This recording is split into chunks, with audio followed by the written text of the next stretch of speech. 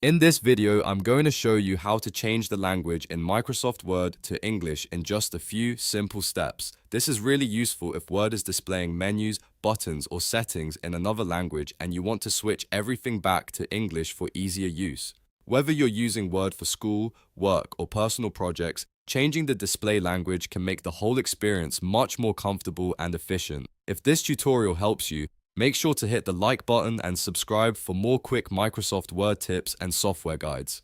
Alright, let's get started. First, open Microsoft Word on your computer. Once Word is open, look to the top left corner of the screen and click File.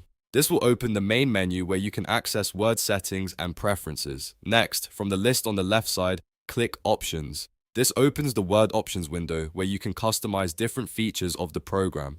In the Options window, find and click Language. This section controls the language settings for Microsoft Word, including display language and editing language. Now look under Office Display Language. This is the setting that controls the language used for menus, commands, and interface text inside Word. If English is listed there, select English and then click Set as Preferred. This tells Microsoft Word to use English as the main display language. If you see more than one language available, choose the English option that matches your needs and make sure it becomes the preferred one.